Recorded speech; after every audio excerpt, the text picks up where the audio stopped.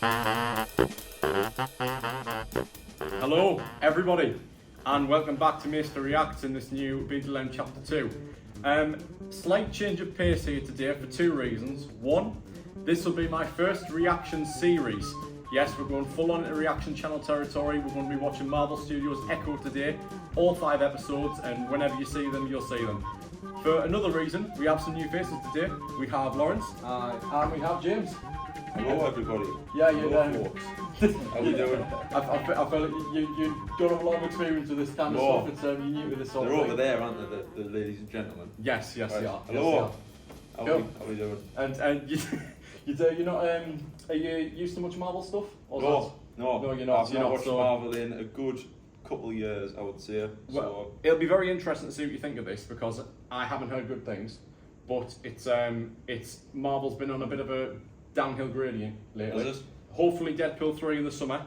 Hopefully we'll save it, save the reputation. But no, I haven't heard good things, and that it doesn't spell well the fact that they dropped all 5 episodes on the same day rather than releasing weekly, which is what they usually used to. So clearly they're trying to hide something about this show. But I'm looking forward to Vincent D'Onofrio's Kingpin. And do you have any thoughts about this, Lawrence? I haven't done any research into the show, so I'm just kind of going straight into it with just being open to see what it's all about. I mean, as you said. Cool. It'll be some gritty Marvel action. There won't be many special effects, I imagine. There'll be much less than the standard project. But yeah, let's get the show on the road. Let's do this. Right. Let's watch some television, folks. Yep. Episode 1. There's hard work being done here.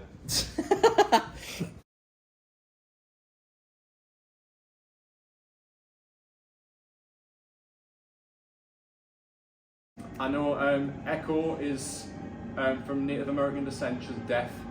This is probably where we're opening here. We're opening somewhere. Alright, that's cool. Eh? Oh yeah, and she's made of leaves. Gotta mention that part. There's a lot of like sign language going on. Yeah. Is that like part of the culture? Or That do you no, know anything about that that's her shtick. She's deaf. Oh, okay. So well, that's gonna mean something because we're seeing the damn thing everywhere. Significant bird, that one, I would say. Look, put it this way. I guess it was all like supernatural and terrible at the start, but this is usually the part where somebody dies. So Yes. I don't think I'm wrong at that. Predict who's going to die then.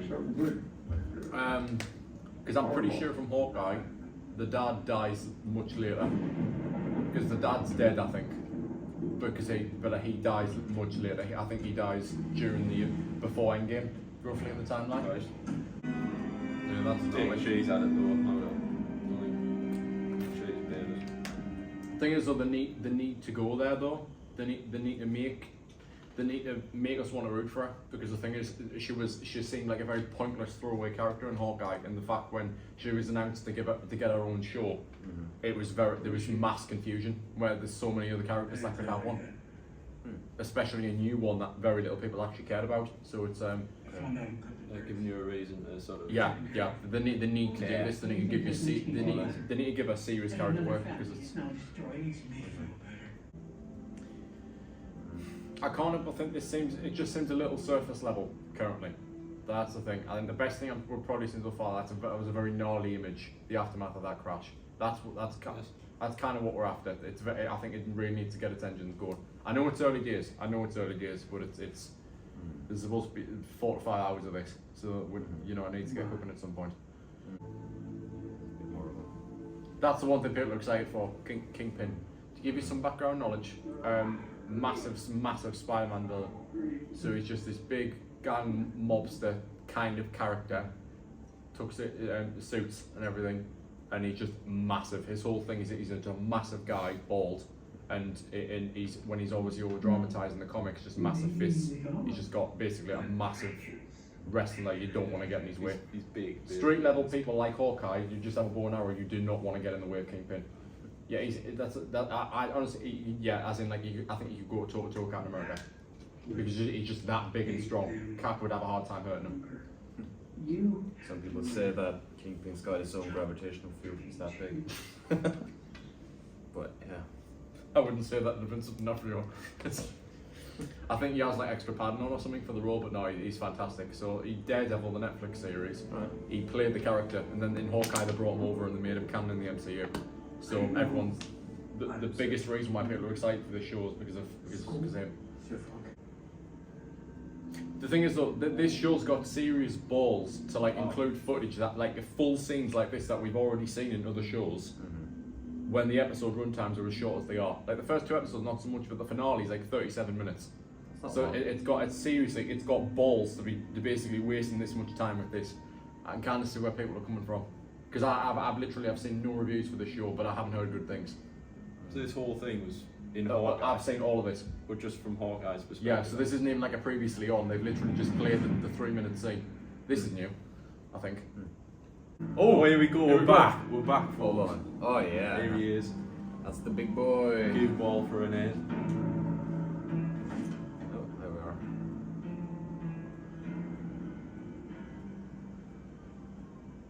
No, this is... I'm concerned about it. Whoa.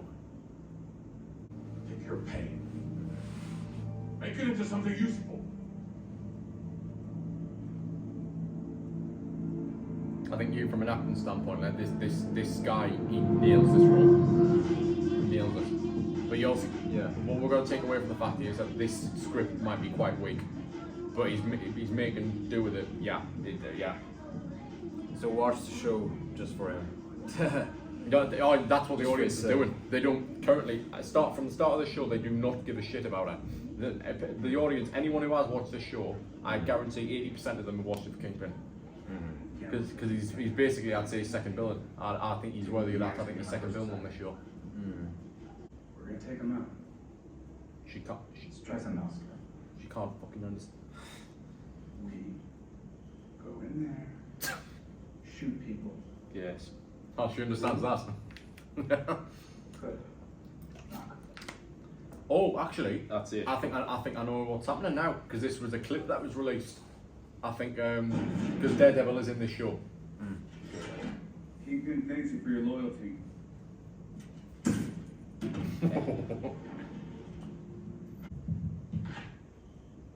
That was in the trailer as well.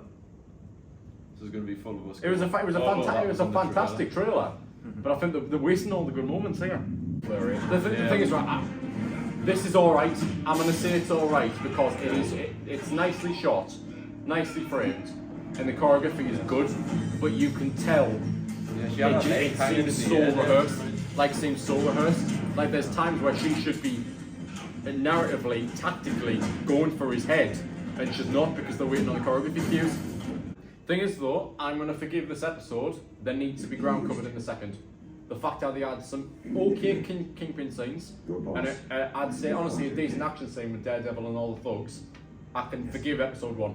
I can, but they need to pick up the pace from now. They need to actually tell a story from episode 2. Because frankly, what they've done now is they've narratively filled in the gaps for the last half hour. That's what they've done.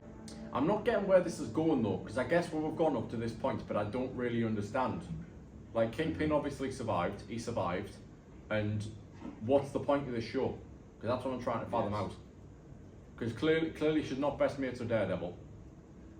And then not really best mates with anyone at the minute. Sure.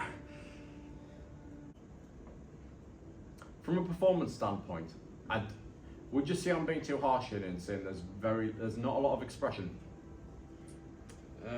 I think there's a slight downside. I don't feel like expression-wise, she's doing an awful lot for me here. Because that was a very blank cookie cutter scene that there. She could have done something interesting with it. I think it's serviceable, to be honest, but it's not. Because that's what I'm expecting from this show. I'm expecting to at least be okay. Yeah. Because I don't think anything that Marvel's put out has been objectively terrible. I think poor at worst. Yeah. I expect this to be okay. Oh Jesus. I like the contradiction there though, between like the rural and the urban. Yeah, that's nice you picked up on that because I wouldn't have thought. That's a proper filtered system in casting that, the proper just put filter on the website, that is proper.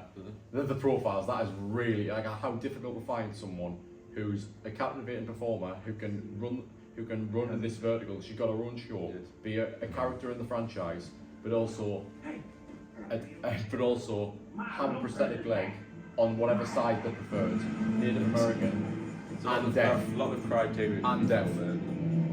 True, obviously that's not, they probably weren't looking for someone with all those things, but I think they felt very, very lucky. Yes. The fact I mean, if that's the case, there cannot have been, and there cannot have been many people who entered that casting ticking every single one of those There boxes. must have been a quick process. And I can imagine, yeah, because the authenticity in casting is going to go a long way. I mean, speaking about her performance again, because you mentioned that. It's very subtle. It's very, very subtle. I actually kind of like that subtleness because I've been around people in the past in the hospital I used to work at, people who are deaf and use sign language and such, and most of them, they are very quiet and reserved. That would make sense, to be fair. Yeah. Do you know what it is? Do you know a part that I don't find particularly well done is the fact that she's even somewhat comprehending what's going on. And we've already established that you can't. With all this, like I'm struggling to invest in something like that scene at the counter, and even the Daredevil interaction when she just can't understand them. It'll be fine when she's like fighting, you know, some Doctor Doom or something in probably 4 years' time, and Daredevil's communicating to her across the field through sign language. That's fine. But when you're in a world where literally you can't be understood, it's very difficult to write scenes and tell stories that way. I feel. I figured you need. Because Unfortunately, I have to stitch them together actually. Because I am an MCU fan, and this is a completely new territory. Even I'm lost. I don't think there's an awful lot of explaining being done here, and there should be. Because you need to keep the audience on track, and then you also need to invest them in a good story. Neither of which is happening currently. I guess that did the job. I'm not thrilled with it, but it was. how many episodes? 5. 5, right. 5. James is going to be here for the next one, Yes, but then not I will. for the last 3. But yeah, we're going to See be you with there. this all the way. So yeah, we'll see you next time. Into episode 2. Any excuse they could have possibly had, they've used it in episode 1. This though, I do like this. This is very promising. I'm liking this. I'm liking the look of this. I mean, it's different. This is There's a lot level of- up. This yeah. seems like a level up. I'm impressed by this. Is this just like another game of Quidditch, or is this the round of a fight? Yeah, it's Quidditch. Like, okay. I would just like to stress to the camera that if this is some is something like indigenous native game that I've just called Quidditch, I do profoundly apologise. It just is. It just looks like Quidditch. It's Quidditch without the broomsticks. Can I say one thing, that the set design and the costumes is pretty. Yeah, From what I can tell, top notch. This is excellent so far. I like it. The design work is really good so far. I'm liking this. Oh, so different than the first one. So they have title sequences now. There's a bird. He looks so much like Jonathan off Stranger Things in that shot. Have you just seen Stranger Things? Nope. I haven't actually seen Stranger Things. It's one of the. Speaking of these reaction series, the one I absolutely cannot wait for next year is I actually will have the privilege of seeing the end of Stranger Things in these series formats. Like the thought that with improvement set up, hopefully, with multiple people, probably a proper watch party, seeing the finale of Stranger Things on camera, that is going to be an absolute honour. I'm a little ticked off about the fact that what I literally predicted at the start of this episode has happened. I have been We've talked to had a- quite a lot. We've had a great opening, and then we've just went back to the same old slog. And I'm honestly, and I get this right, family traumas, and there's someone who she hasn't seen in an awful long time. It's not making me care. Like there hasn't been enough groundwork done. Nice. Oh, that's good. They should do that more often. This whole the play on sound. Just cut it out. They should do this a lot, man. Yeah, I mean, it's more immersive all of a sudden, and it feels like Yeah, exactly. It feels like you're hurt. You're literally put in a perspective. You are. I honestly, I'll be brutally honest. Right now, in this moment of time, I couldn't give much of a shit about her. But it's stuff like that. It's stuff like this. That makes more sense. Alignments. It's interesting stuff. You need to make it different to what we're currently aware of. And Yeah. I'm seeing this from an MCU fan who watches everything. you need to make this different from everything else and stuff like that you need. Lighting's nice in here. I think maybe it would be better this sequence without the music and sound, as in the same. Or very, very low key, like Very subtle, or yeah. do you know what it'd be? Maybe even very, very subtle drums, even very subtle drums, something. Yeah. Do you know, almost like the score of have either of you seen Mission Impossible Fallout or Yeah. one of the newer ones? Yeah. believe so, Lorne yeah. Balfe overtakes the score with that, and it's very almost tribal with drums, and it's very, very good. The strings is almost the underlayer, and the drums take a real front seat with that. I think a subtle version of that would have really helped. Yes, see, I get that right. Okay, clearly now she's got abilities. She's got abilities, but it's like America explain. Explain. She's channeling This something stuff- from an underground cave full of This is what I'm saying. water. She's got that's powers blue. now. Where the hell did they come from? Biscuits didn't crumble under the pressure. You almost died! Oh. What sort of response is that? It's an action movie response. It is an action movie response. That doesn't tell me anything. Oh my god.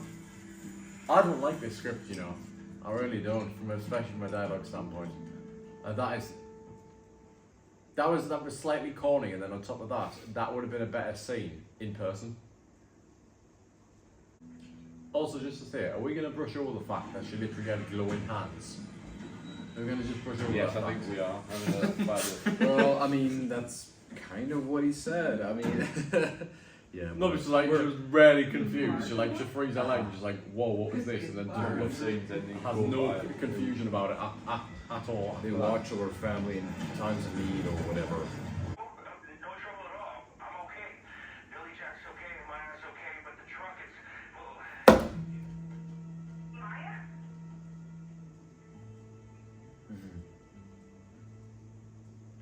What? Maya. To be fair, he does seem like a bit of a dimwit at times, to be fair. I'm not calling that bad writing, that was genuinely shocking. That was genuinely shocking. Sorry, I'm losing you. Please call the tick line. He's giving me sort of That's funny, that's funny, to be Zach fair. Galifianakis sort of Yeah. vibe. Don't you dare do this to me. Uh-oh. Oops.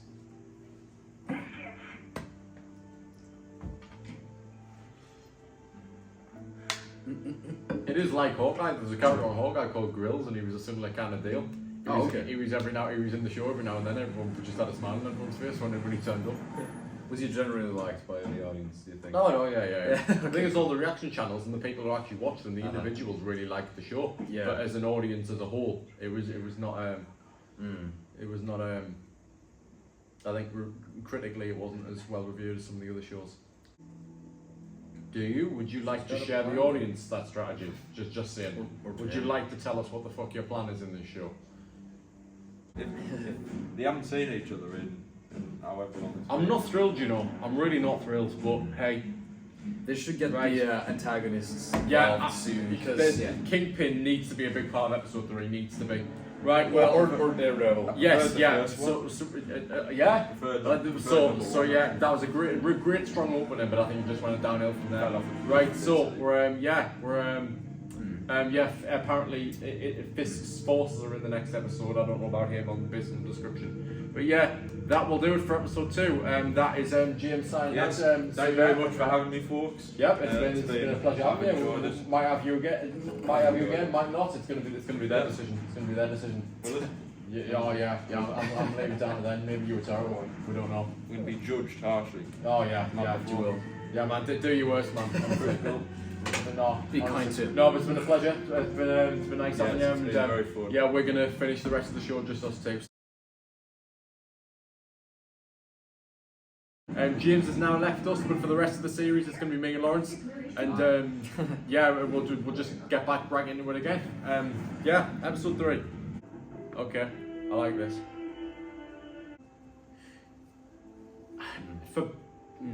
For better and worse, there's a lot of like almost student film quality to what we're seeing now. To be honest with you, this looks quite cheap. I do have to say, it's cool. It's a nice aesthetic choice, but it's not Last episode's opening was very, very strong compared to this.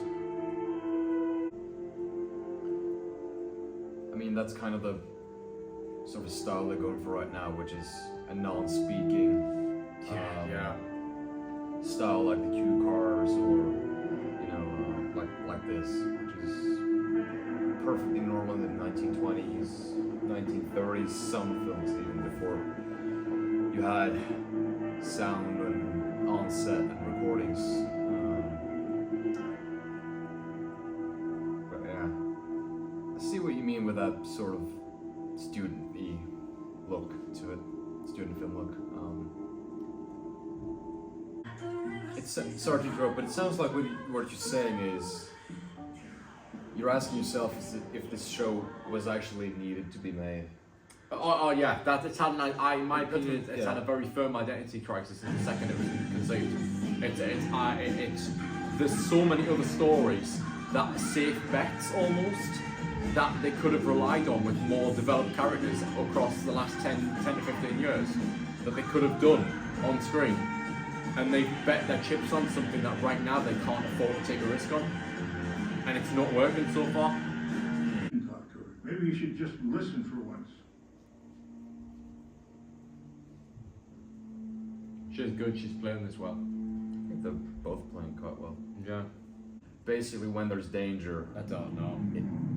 her powers are activated. I'm just not bothered. There we go, roller ring time. There's an action scene in there now. Now we got it. I'm just not bothered. This show. Oh, see, hanging her up by a prosthetic leg that can get removed. Fucking brilliant, mate.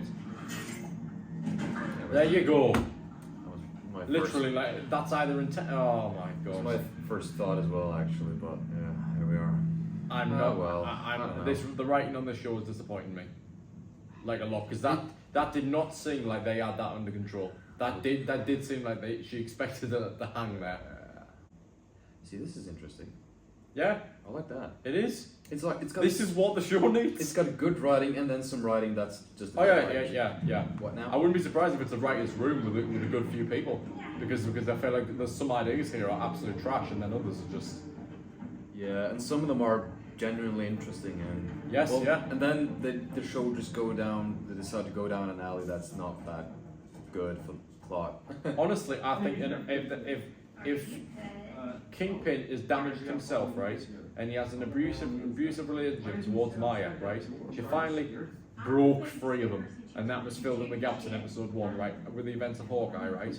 I feel an exploration of Kingpin and Maya's past and their troubled, maybe abusive relationship, right, since she was young. That would have been an interesting way to go with this show. I think Vincent D'Onofrio would have carried it a hell of a long way. We're now probably halfway through episode 3. In about an episode and a half, I don't think we've seen him. Nope. No, we haven't, because he was alive at the very end of episode 1. That's it. So they're already. We know he's there. I feel like they're already going to waste Daredevil as is. I think that's pretty much confirmed at this point. But him, they waste Vincent D'Onofrio.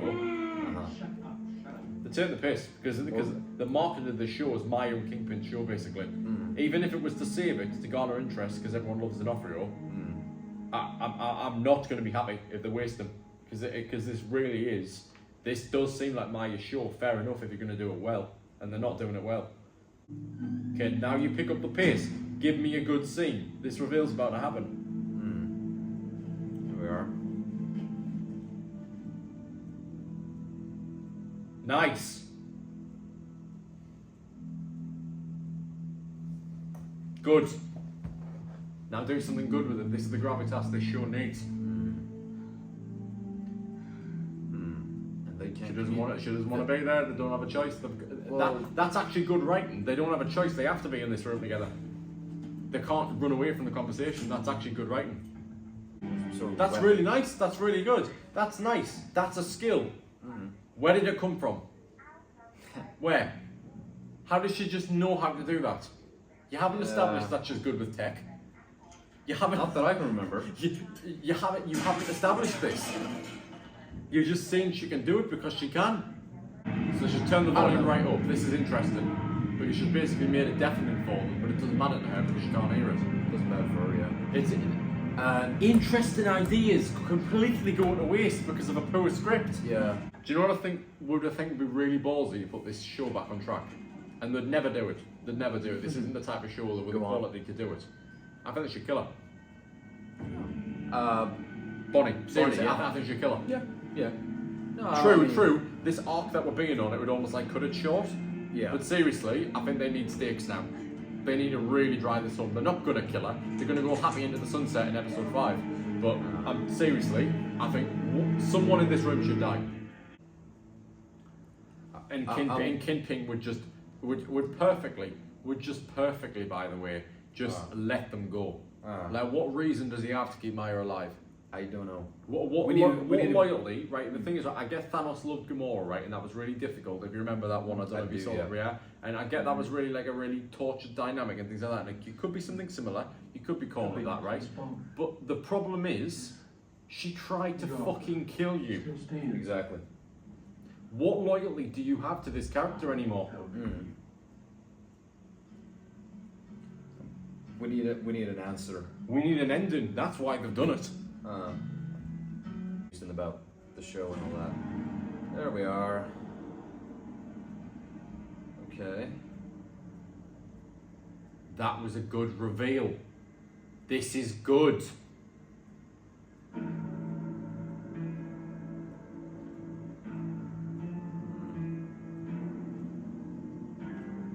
And he came to her home turf. This is the end of the episode. Oh, we'll be honest. Don't.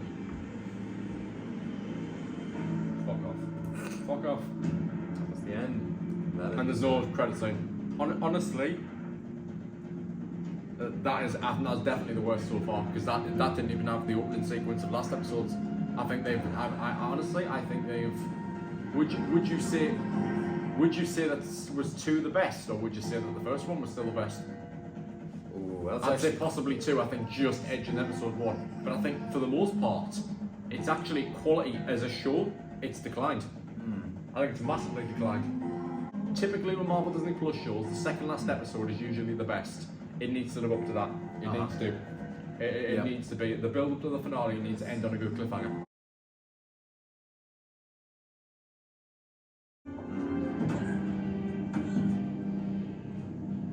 That's interesting. That's very interesting. And his acting here. He's surprised. I'm surprised. Oh, that's clever. That's really, really clever. Well done, show. A gift. It's clunky, it looks a bit stupid, but it answers a lot of questions narratively. Commissioned a few accessories. This is interesting. I will give them this. This is very interesting. The trust. Like this is nice. And he's doing everything here, by the way. Her performance is all right, but he's doing so much. This is where this show should take into high gear now, because now, fuck off every other plot we've had so far. The show is now about. There should be a turmoil between. There should be a turmoil about, does she want the power? We should go down an anti-hero angle now. I would argue that this should have happened sooner. Oh yeah, absolutely. But I'm saying I'm not willing to forgive everything that's happened till now. There's 3 episodes of shit. What I mean is he's now giving her an ultimatum. The character turmoil should make us like her now. They need to go down an anti-hero route with her. You can see the conflict in her face. She still loves him somehow. There's some serious connection. It's the only sort of father figure that she got. She shot him dead. She shot him dead. And in the last 10-15 minutes, just smiled at him like 3 times. Because the thing is, it was very similar with Miss Marvel. There were some proper supernatural elements involved with that show and special and VFX. Okay. But it was a case of, it was like a high school genre, just like almost like a Netflix show, and it was a lot like that. And I think it almost suited it more. Just the whole Disney Channel vibe of like teenagers as superheroes with superpowers. It worked more. These melding of tones does not work in this show. It's very strange. It's very, very strange.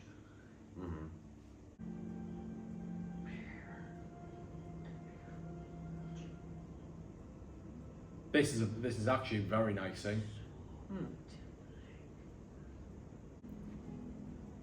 Is that from Lion King? Yeah, I was gonna say.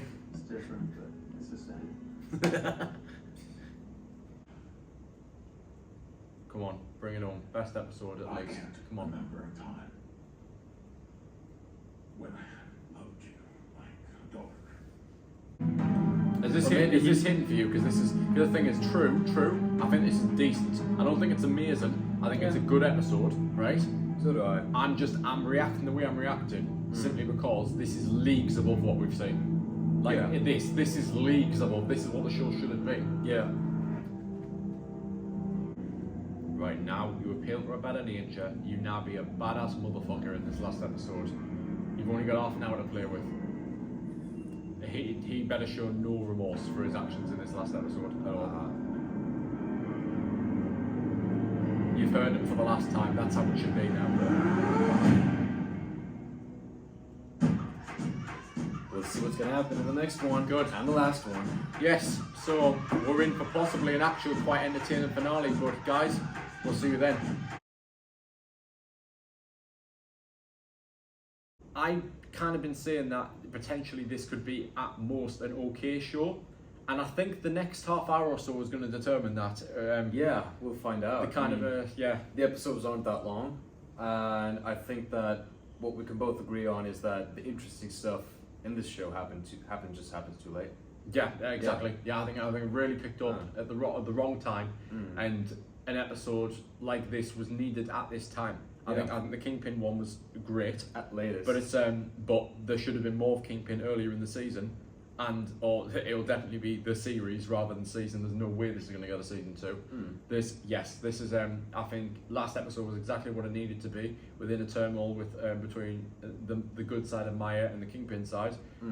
I think this needs to be they need to bring down the hammer though with this last half an hour to 40 minutes.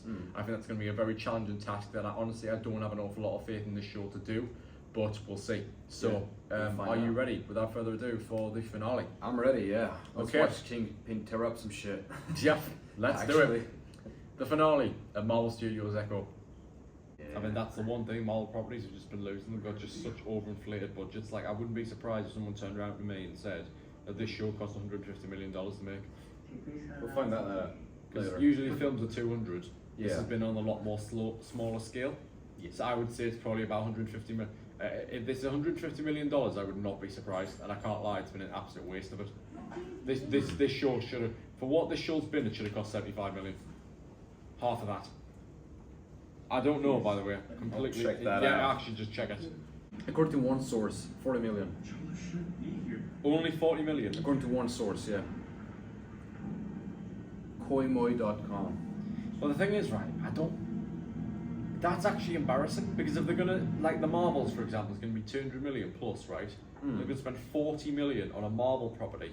That's almost too little. Yeah. It's almost like they didn't have faith in it from the start. So why even make the bugger? Oh man. But yeah. It's not the best costume in the world. I actually prefer the one from a couple episodes ago. It's alright. It's fine. I did have a feeling she wore red in the comics. Oh great, that's nice. She's right in the middle of them all. That was actually a nice shot. That swept around there. That was good. Yeah. Where the hell has Bonnie been?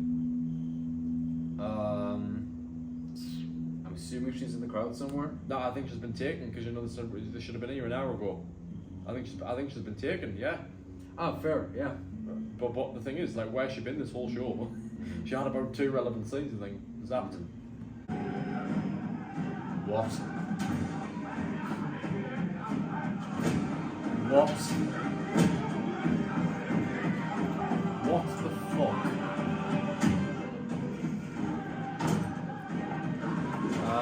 This is the final fight. I think so. And all of a sudden, everyone can fight. Because the power it's The power of ancestry. the power of Native America The power of passed through with no logic whatsoever. Jesus Christ. Come on, yeah, yeah, there we go.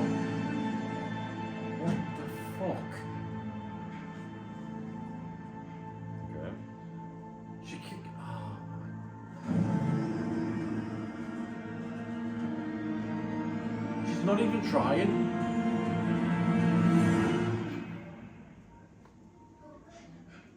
Is this what I think it is? Like a flashback again? Yeah, to him with his dad at the time. Jesus. It's not this emotional growth for him. This is not what's annoying me. It's the fact how he's such a powerhouse, like one of Marvel screens' best villains. And What did you do? Okay. and He's out. they're just making him a wailing child. He's literally one of Marvel's most ferocious villains. Yeah. And they've literally, she's beaten him like it's nothing, and she hasn't earned it. She didn't earn those powers. She didn't earn them in a character arc, and then the show didn't earn that moment either. And more so, that was an awkwardly shot, quick, very very rushed finale, and that was not earned. His defeat was not earned whatsoever. Honestly, I think It was almost like the way she won the day there was absolute shit. That's one of the worst I've seen in the MCU ever. like all of a sudden she just kind of accepted and embraced her ancestry, and then she won the day. Wouldn't you agree? That's what I It's get. literally like, oh, I realised how awesome I am and how awesome my heritage is, and that is my arc. Yeah. I've not actually went through any struggle. And that's I've literally I've went through zero struggle in this story. I've literally all I've done is I've just plodded from episode to episode. I've realised my potential, and now I can beat Kingpin like it's nothing. the only struggle she had was past trauma with family and Kingpin. She couldn't decide if she was a bad guy or not, and do you know what? They went halfway, they went where they needed to last episode with that, and they should have gone even further this time. And it should have been right at the very end, she made a choice of who she was as a person. That should have been the moment. Could have been. She yeah. chose who she wanted to be. She was not going to be Kingpin's daughter. It was literally staring them right in the face, and they wouldn't do it because she just has to be awesome without any troubles whatsoever. Yeah. It's, oh my god. Daredevil, just remember that. Oh yeah, he was a fucking waste. I can't believe that. Just remember he was in it for like 2.5 minutes. Makes complete sense why there was only one shot of him in the trailer, because that was his only sequence. And then they release half of that scene on the internet before it comes out. I know there's one last scene, so we're waiting for the credits. But so we might as well even talk about it while we're waiting for it. So what's your thoughts been on this whole series then? Well, going into it, I didn't really know what to expect because, well, I'm not a huge Marvel fan, but personally, I believe that. Oh. We need to stabilize this situation before it spirals out of control.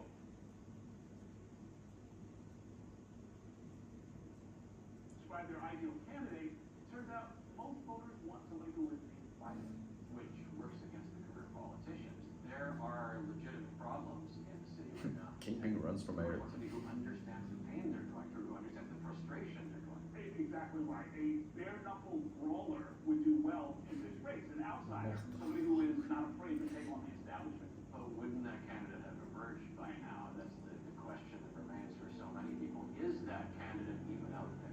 There's no doubt it is late in the process, but there's still a window of opportunity. That's what the poll is telling us. It could be anybody's race.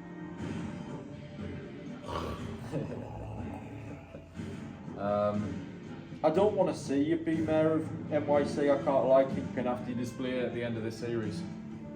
Maybe. Guess what's recommended? Yeah. There we go. Good old Hawkeye. Oh man, I feel very let down. I feel very very let down. And you know what? I think they should have pushed to have this out. Like even after Christmas, I think they should have been in 2023. I think this year should have been a new era, and with Deadpool really pulling down the hammer on quality for Marvel this year. The only film from them coming out this year is Deadpool 3, and they should have been bringing down the gauntlet on quality. There's, as far as I'm aware so far, we have X-Men 97 and Spider-Man freshman year, 2 animated shows, just animated, I think limited run series, they might get second seasons, and then a live action series other than this, Agatha Darkhold Diaries, so very witchcraft based and supernatural, right? And I think that might be alright, that might be decent, right? So that might be decent, and they got 2 animated shows, and Deadpool 3 is the only film. I really want them to do well this year, and I think X-Men 97 has the potential to do quite well. I think freshman year will be quite sweet. I think 2 low-key animated shows, that's fine. I think Deadpool 3 will be a smash hit. I even have far more hope for the likes of Agatha than I do this show. But it's a case of, this was supposed to be, I just feel cheated by the show, even more cheated by the trailer. And all I can say is respect to the people who edited it, because I think it was a very, very strong trailer for a very mediocre, if not bad, show. I think this was very poor. I think this is honestly, in terms of MCU series, this honestly, I think this might be the worst. I think this, because if I just think for a second, I think, I think possibly, I think it's, no, I think She-Hulk is the poorest. I think She-Hulk is very near bad. I think She-Hulk's a very poor show, and I think incredibly close to bad. This is teetering on that edge. I don't think it's a bad show. I think it's a very poor show though. I think there were some very good redeeming elements, but I think this is actually the second worst show that Disney Marvel's put out on Disney Plus. I'm not happy at all. I think that both you and I were kind of disappointed by that ending, especially the ending. Yeah. Is there any closing notes you'd say on everything? Not as much as like you got to say about it, but however, there were elements of the show that were quite entertaining. A lot of stuff with Maya and the family, of course.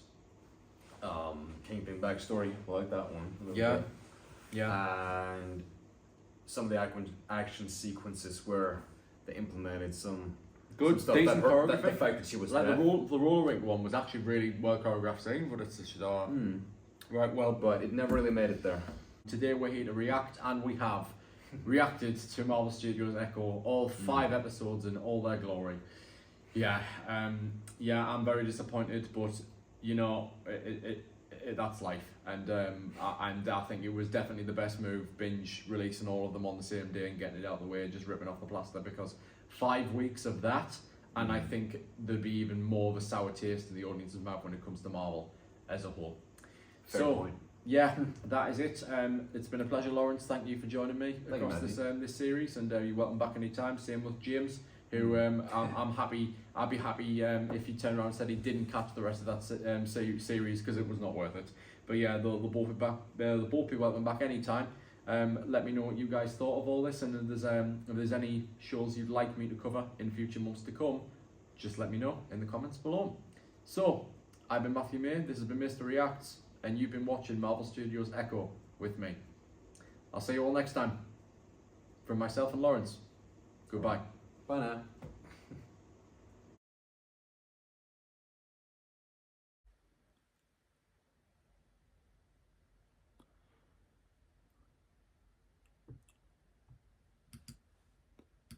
Happy birthday to you. All right, okay. It's been a challenging few years, for sure. But I'm happy. That is because of each and every one of you. I'm the luckiest man alive. Make a wish, buddy.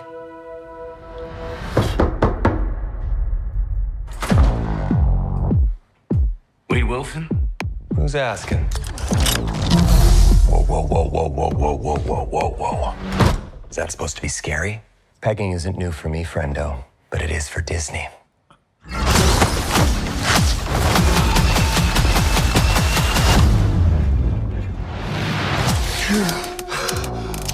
Mr. Wilson, you appear to have soiled yourself while unconscious. I wasn't unconscious. Who are you? Why am I here? Walk with me. Wade, you are special. This is your chance. To be a hero among heroes. I smell what you're stepping in, Sensei. Your little cinematic universe is about to change forever. I'm the Messiah. I am Marvel Jesus.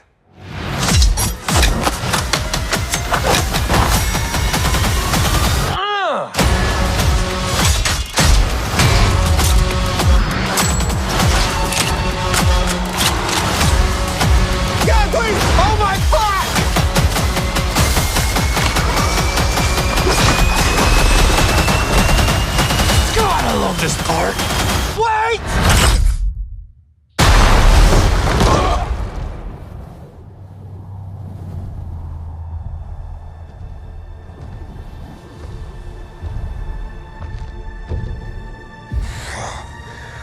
Don't just stand there, you ape. Give me a hand up. Nope, I'm actually okay. Thank you very much.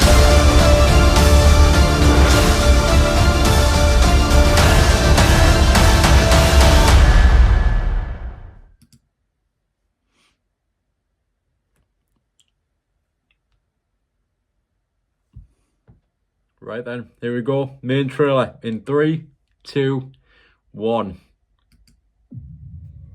I told you, you're not welcome here. You're not welcome anywhere. Now get the fuck out of my bar. Just give me one more drink and then I'll leave.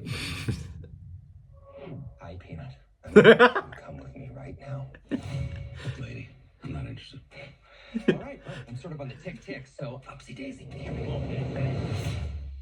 Oh, whiskey dick of the claws. It's quite common in Wolverines over 40. You know? If you want to take a deep breath through your fucking forehead, I suggest you reconsider.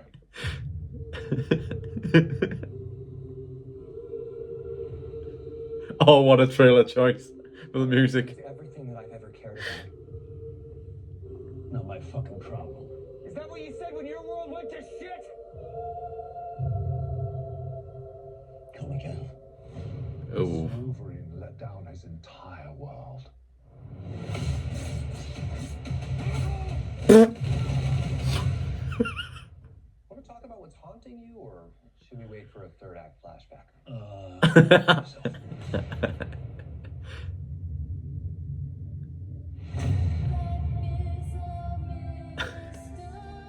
don't know anything about saving worlds, but you do. This is just perfect. Trust me, kid, I'm no hero. You were an X-Man. You were the X-Man. I am soaking wet right now.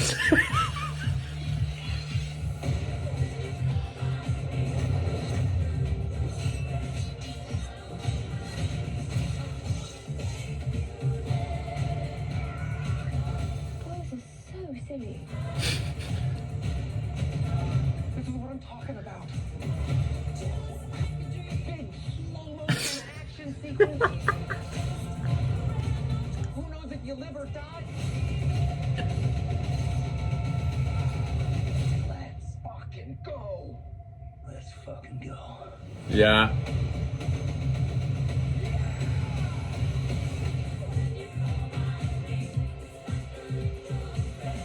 Want to do some cocaine? Hey, cocaine is the one thing that is off limits. Indian marching band. They know all the slang terms. They have a list. Even snowboarding? Even disco dust. White girl interrupted? Even force bump. Do you want to build a snowman? Yes. I can.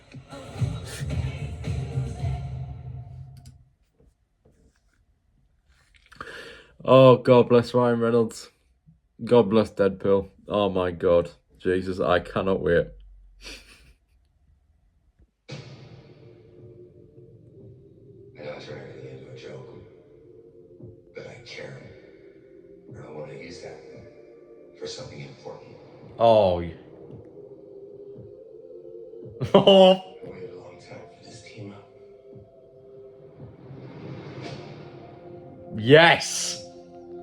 In my world, you're well regarded. You're an X-Man. Fuck that, you were the X-Man. Yes. Wolverine was a hero in my world. Yeah. You shit in mine. It's the bad man wearing this suit. So does Storm, your beast. But I couldn't have him thinking I wanted to be there. And I was too late. It's only 9 people, but my entire world is right here in this picture. And I have no idea how to save it alone. But you know how to save it.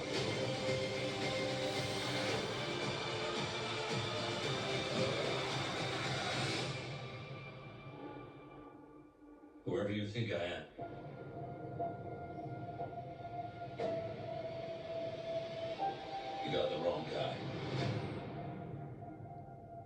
Oh, yes! You were always the wrong guy. Till you weren't. Are you ready? Fuck it, I'm ready. I'm the Wolverine. Yes! Stop it.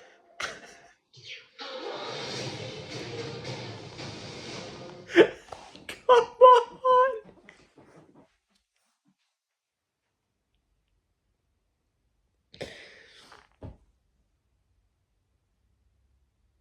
Quite possibly best movie of the year. Calling it now. Jesus Christ. Hello, Reactathon. I'm here today, and we need to get some more content in terms of archive reactions for this Reactathon that you're watching now later on in the year. So I decided it would be a good idea to react to the new Nintendo Direct. It is the 18th of June today, and yeah, this is the 18th of June Nintendo Direct, and probably the last major Nintendo Direct for the Nintendo Switch, which has been Nintendo's primary console from 2017 to 2024, because it's the predecessor, the successor is very much on the way. So I haven't reacted to these, like even just even watched them like in private. I haven't watched one of these in quite a while, and I've been quite out of the gaming scene. So I'm be very much looking forward to seeing this unfold and what Nintendo have in store, because I'm aware of the big titles that have come out recently, but I'm not massive on the gaming scene as a whole, and even Nintendo. I've been a massive Nintendo fan as a kid, and you'll have seen some Nintendo reaction content on the network up to this point. But no, I'm a massive Nintendo guy, and I'm really excited to see what they've got going, because they've said they're not going to mention the successor in this presentation, but it's more like I'd assume this to be. They don't really say these things concrete, but I would say this is probably the last big hurrah for Nintendo Switch, sort of the big summer Nintendo Direct. So yeah, we're gonna ride out the era of the Nintendo Switch in style. So yeah, we'll just wait for it to start. But yeah, without further ado, let's get into it. Personally, I'm looking at this from a perspective of IP, because I know what would be probably big hitters to finish things off with. Oh, here we go. Cool, getting started. Right away. No time to chat, evidently. Straight into it. Cool. Oh, of course. Of course. What is it, though?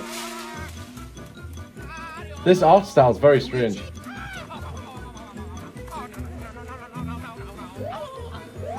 It looks like an RPG game. I'm not a massive fan of Mario RPG, honestly. Luigi!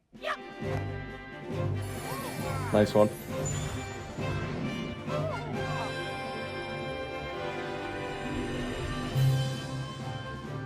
Yeah, it's definitely Mario RPG.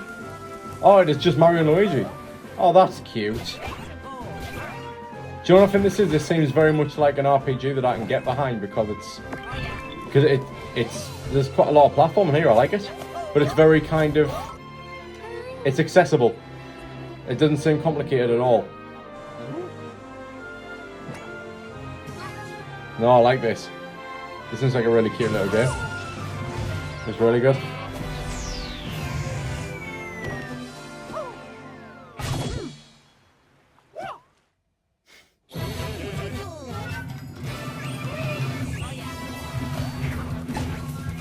Combo! I like how they're trying new things with Mario, honestly. I do like it. I think it's good for them to experiment, because if it was the same old, I honestly wouldn't be that interested, to be honest. So I'm happy they are switching it up. There's some things that obviously ain't broke, don't fix it, but I think with Mario RPG, I think they needed more casual fans like myself. Well, I would say I'm a hardcore Mario follower, but Mario RPG's never massively done it for me. It's never been my game of choice to pick those kind of titles. This does seem like something I can get behind. It does.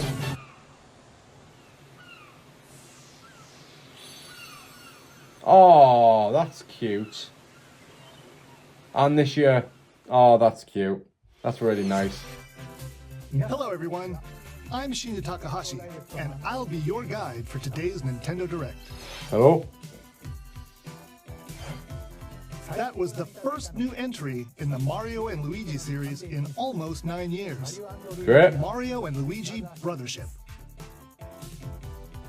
Please look forward to a seafaring adventure that unfolds across mysterious islands, as well as evolved Bros moves with Mario and Luigi. Lovely. Okay, let's see the first batch of headlines. Bring the championships home. NES Remix is back. Is it? The thrill of the Nintendo World Championships is heading to the Nintendo Switch system. Take on over 150 speedrunning challenges from across 13 NES games. From lightning-fast beats. I don't really like twists on already pre-established games. I'm not a big fan of it. I like original titles or sequels. I'm not. And perfect your timing. I don't know. I like remixes of games. I'm not a big fan of. So this doesn't really float my boat, even though I do quite like the NES you can also lineup. try more difficult legend challenges. Like completing Super Mario Brothers in one go using warp pipes. Cool. Stuck on a legend challenge? Check out classified information for handy tips and tricks to help you improve. Put your skills to the test in survival mode. Well, isn't that just defeat the point of NES speedrunning if you're just cheating? After each round, half of the players Sounds like will cheating be to me, I can't lie. eliminated. You've only got one shot to survive. Will you be the last one standing? Nintendo World Championships NES Edition launches on Nintendo Switch Cool. July 18th. Pre-orders for the digital version are available now on Nintendo eShop. A deluxe set containing a physical version of the game and other bonus items. Oh, that is does also change things. available for It's a pre-order. physical copy. Right, okay. Colour me intrigued. The Battle of Fairy Tale is about to begin.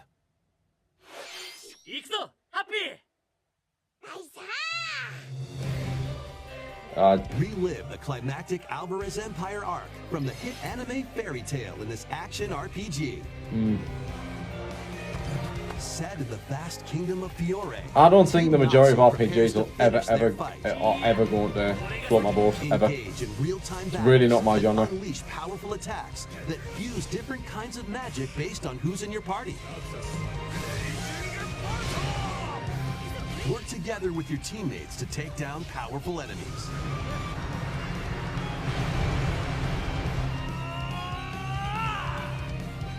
Fairy Tale 2 launches on Nintendo Switch this winter.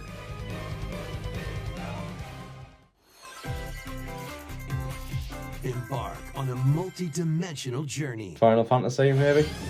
From Final Fantasy Yeah. series creator Hironobu So someone who's never Sakaguchi played a Final Fantasy game and is like, I'm pretty good for recognizing the art style. comes the turn-based RPG Fantasian. Oh, The world is slowly being robbed of its civilization. it's got nothing to do with Final To Fantasy. restore his memories, Oh god. Leo must confront an evil entity threatening all mankind.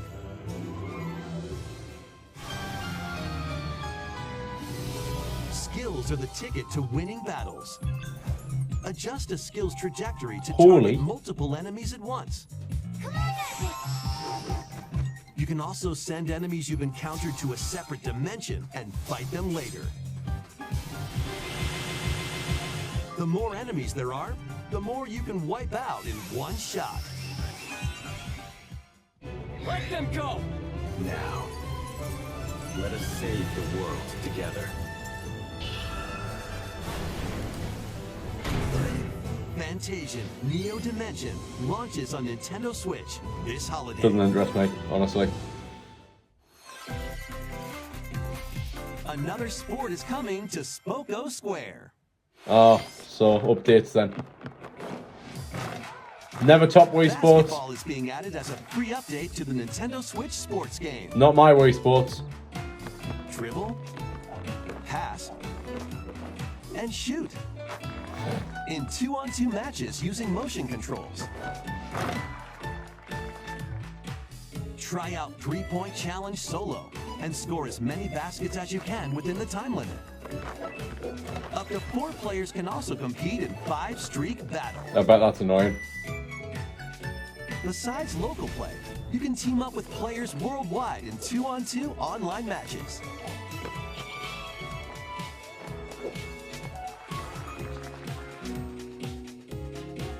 This free update for Nintendo Switch Sports dunks its way onto Nintendo Switch this summer. It must seem like a fun game. It probably adds to the Wii Sports formula, honestly. What's this? They won't do a new...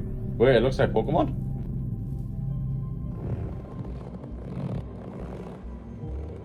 No, I don't think it is, but that looked like a Pokemon for a second. The art style in some of these games today are really intriguing.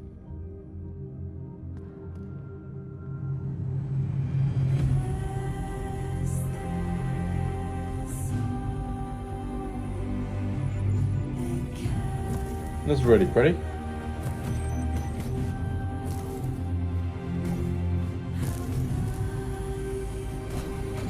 It's definitely unique, I'll give it that. I take it it's an original title. I don't think this will be based off anything.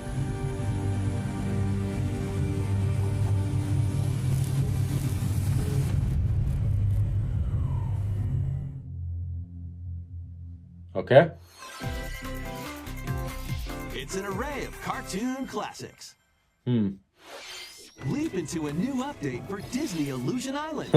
Monoth's greatest detective is solving a mystery, and only Mickey and friends can help.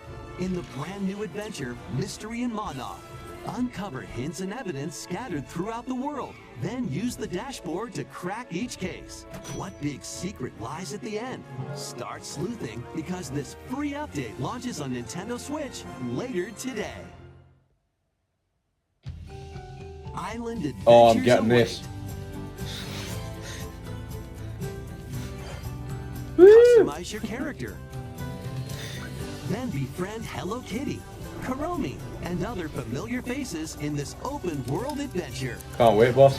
Team up with your new pals to solve mysteries and restore Friendship Island when Hello Kitty Island Adventure launches as a timed console exclusive on the Nintendo Switch day one, system bro. next year.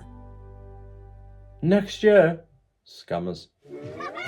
Let's get Lola loony Bunny. in this wacky sports game. Play as Bugs Bunny, Daffy Duck, Porky Pig. You're gonna have the Looney Tunes play basketball and not call the game Space Jam. Alright. I don't know how to feel about that. In up to 4-player local co-op. But watch out for falling anvils. I mean, at least... Wacky World of Sports. Right, okay, I get there's a sports game, but you could at least give, like, the basketball some kind of Space Jam skin. Game on! Emergency meeting. New crewmate and imposter roles are being added to Among Us. Alert others when eliminated as a noisemaker. Plant tracking devices on others as a tracker. Or turn invisible while taking out players as a phantom. Suss things out when this free update for Among Us sneaks onto Nintendo Switch later today. Yeah. A monster army is at your command. I'm not sure so far how to feel about this. I mean, it's not... I mean, I'm not expecting it to come out swinging with about 10 different games this direct, but I think there should be some heavy hitters. Obviously, there'll be something big at the end, like the last big Nintendo Switch game, probably being announced that to come out within the next year from now. But I don't... Yeah, I'm not sure. I'm not sure how to feel about this so far, because there's not an awful lot I'm caring about. Honestly, there's a lot that's intriguing, but I would say the only thing that's really made any kind of a splash is that Mario RPG.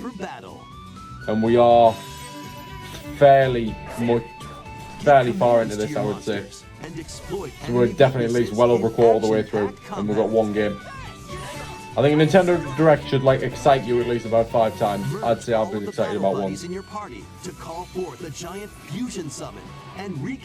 don't think anything will top the Directs of those early Nintendo Switch years.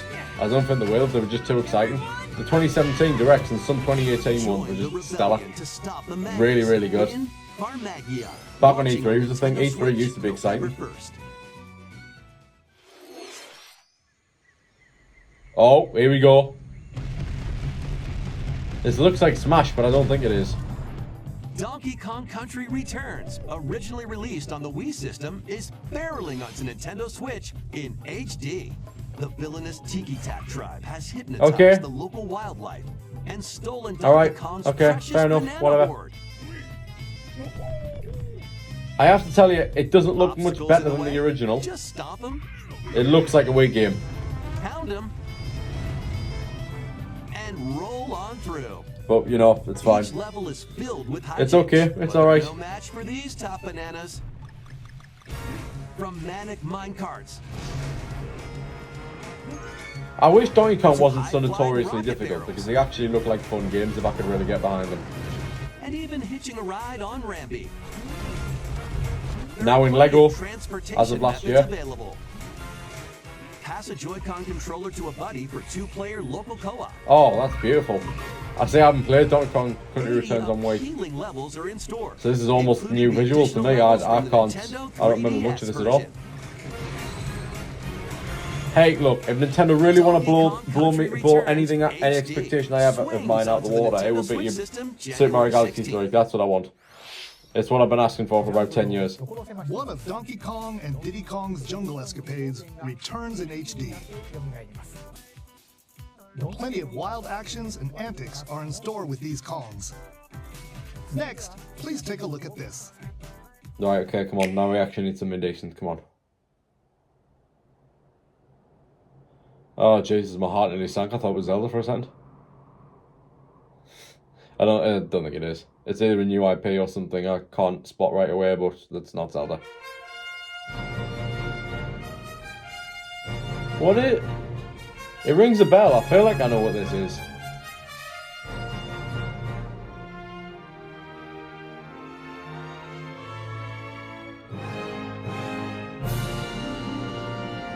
Dragon Quest, alright, okay.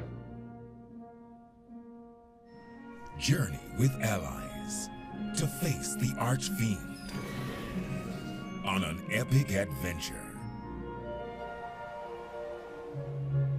Memorable encounters.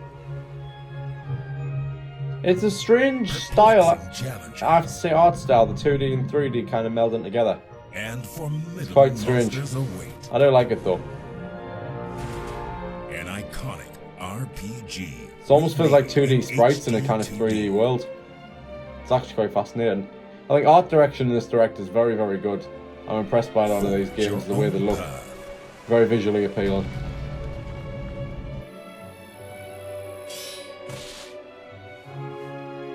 The legacy begins. That's great. That's also great graphics. The way that's laid.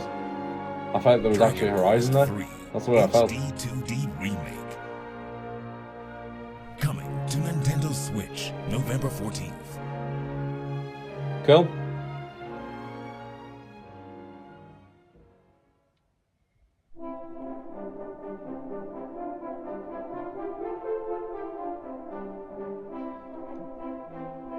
Is this some DLC announcement or something?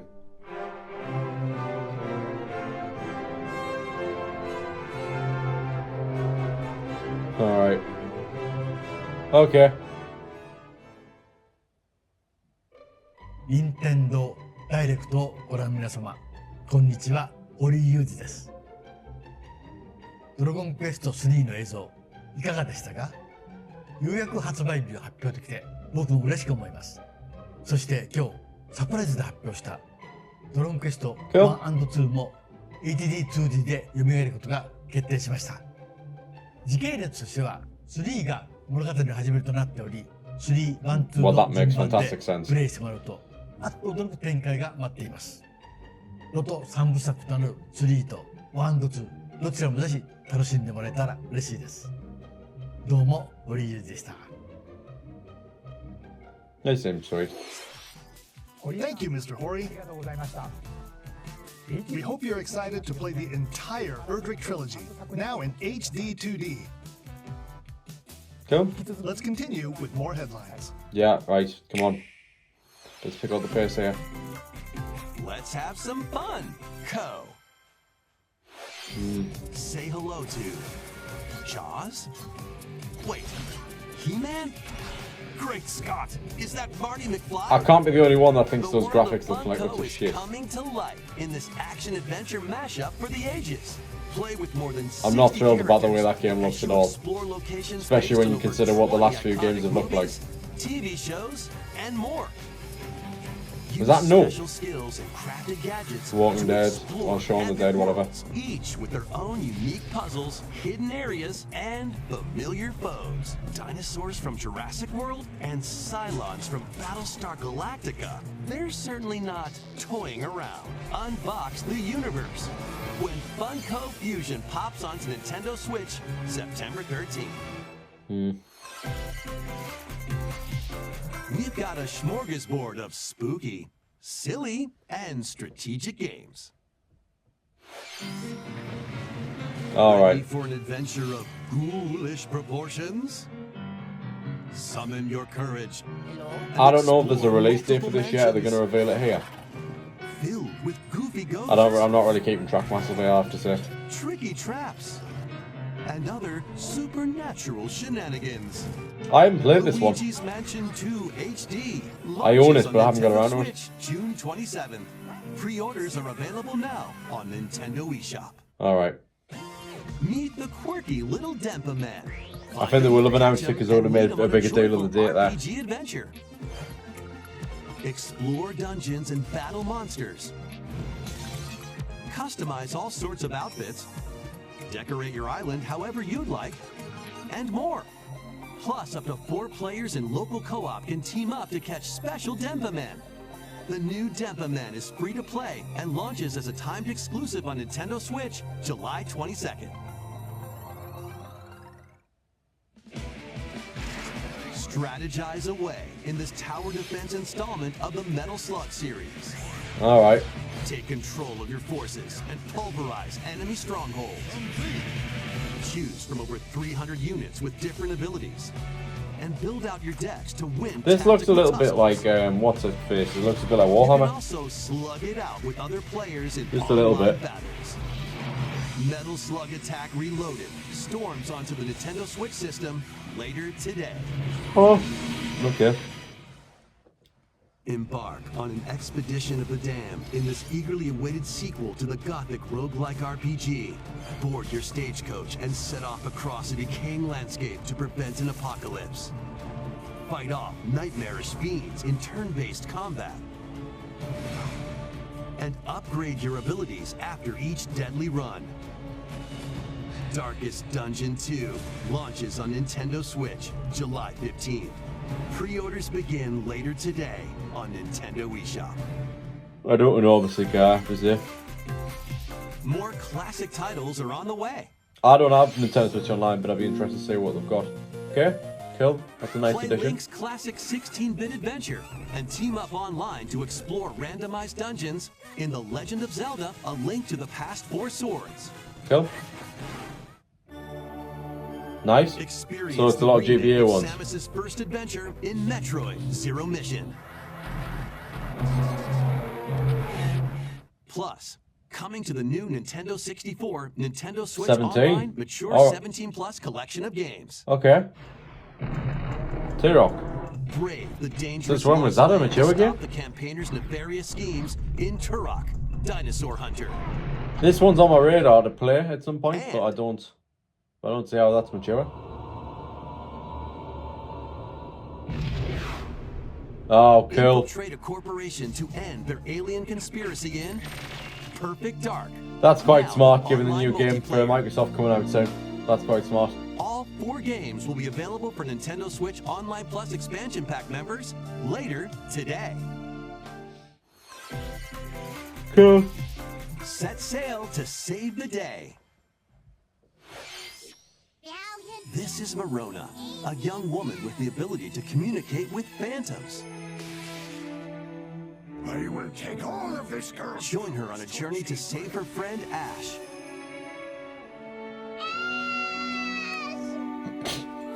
In this new installment in the Phantom Brave series. Take on tactical turn-based battles, where you'll combine the phantoms you've befriended with objects in various ways. Combine phantoms with certain objects to maneuver them. Wake me up, Nintendo. I'm waiting. Combine with a cannon to attack a large area. A fan to blow enemies around. Or combine with Marona herself for show-stopping abilities that can turn the tide of battle. Phantom Brave, the Lost Hero, launches on Nintendo Switch next year. I wonder if these are going to be after the unveil of the new console. This one's going to take you for a ride.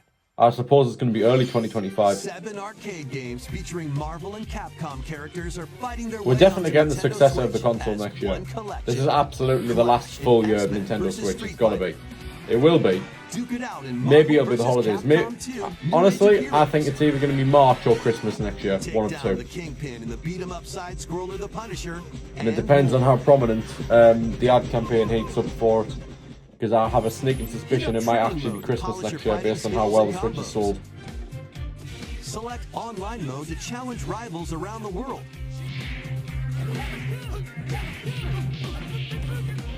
Or play co-op in The Punisher. You can also cross over to the museum to view artwork or listen to music from each game. Marvel vs. Capcom Fighting Collection Arcade Classics launches on Nintendo Switch this year.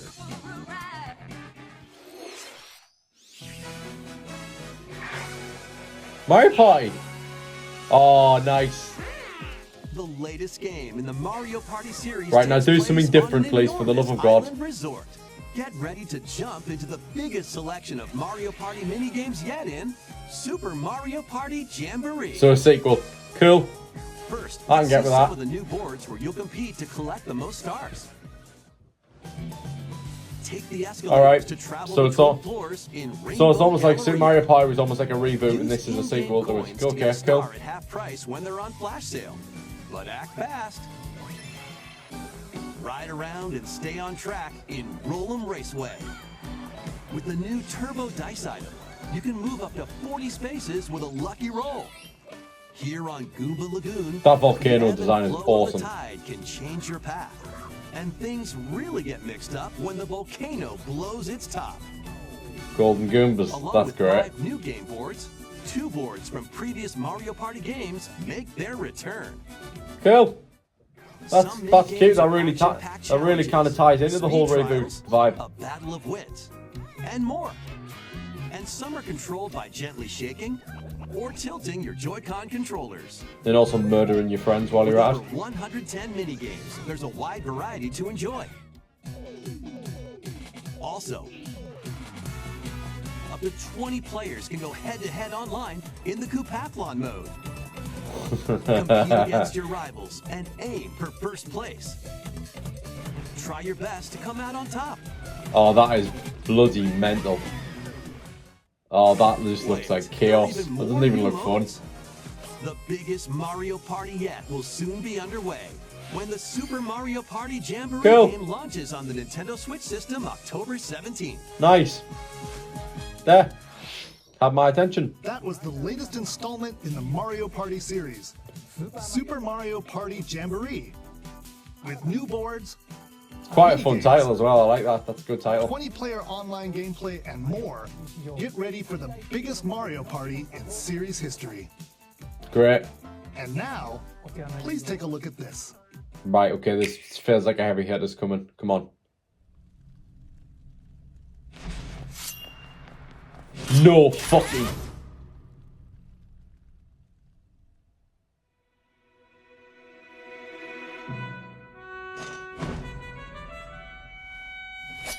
So what? This looks like a... So it looks like a Link's Awakening style remake. So what is it a remake? Oh my god. Oh my god, is this the original?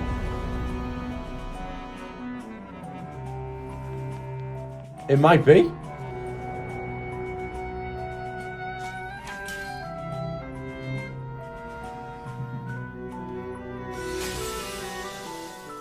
Or is it an original game?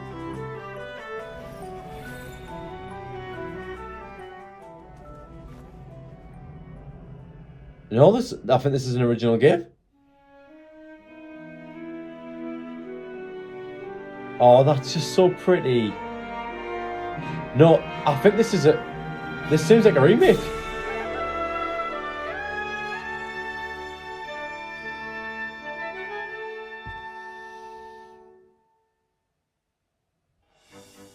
Hello, everyone. I'm Eiji Aonuma, producer of The Legend of I Zelda did not think series. they'd do an original game. What you just saw was the latest installment, The Legend of Zelda: Echoes of Wisdom. Fantastic. This time around, Link has vanished. Now, it's up to Princess Zelda to step into the protagonist They've been asking for it for years. You might be thinking, Zelda's first will Zelda adventure as fight with a protagonist. sword then? Here, we wanted to create a new gameplay style that breaks conventions seen in past Legend of Zelda games with a top-down perspective. Brilliant. To explain more, please take a look at this video. All I would say is, for it being an original entry, I don't like how it's kind of following the same art style as that Link's Awakening remake. I don't like it. The fact how it's exactly the same, basically. Strange rifts have appeared and have taken many people, including Link.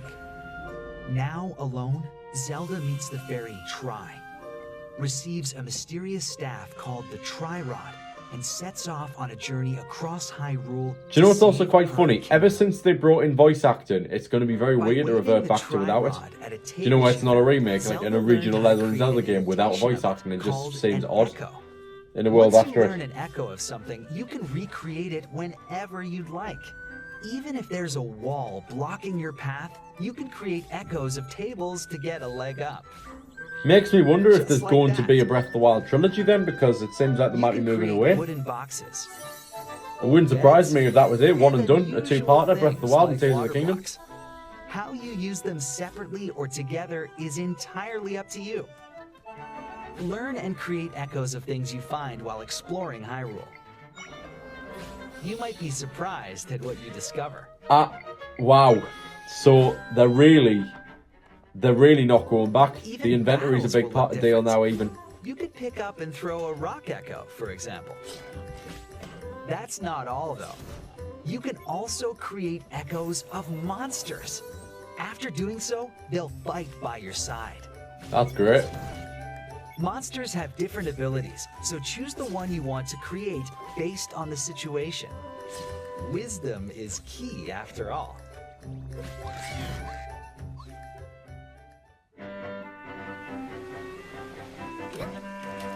It's so cool she's taking the lead. But it also seems like the trial running it almost. Because I think if they see that it works with this smaller, very more intimate art style, I think they'll go nuts. Is now in Zelda's hands. Yeah, I think they'll make a proper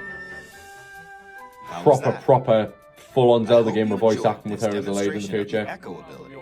So I think how successful this game is going to mean an awful lot for the franchise going To be forward. honest, I haven't counted them all yet. How you solve puzzles and battle enemies will change depending on the echoes used. In short, we've created a game where each player's experience will be different. The Legend of Zelda: Echoes of Wisdom launches Great. September 26th. A Nintendo Switch Lite system inspired by the Legend of Zelda series will also be available at launch. Cool. We hope you're looking forward to playing as Zelda in this So it's new meant, adventure. it's literally marketed for the Switch Lite. Now, It's meant to be an I'd like to return intimate this game. moment I'd stolen away back to Mr. Takahashi. Okay, cool. Thanks, Aonuma. I did not expect anything from Zelda at all. Please look forward. I thought that was it Entry from in the Legend of Switch. Zelda series. Let's see a few more headlines. Okay. I think they're going to bring the gauntlet down with a massive... Let loose and Oh, it's going to be party Metro Prime 4. It has to be. That should be the last game of Switch. It was announced basically when the console started. It's got to be. Maybe Christmas release, maybe? I don't know. Got to be.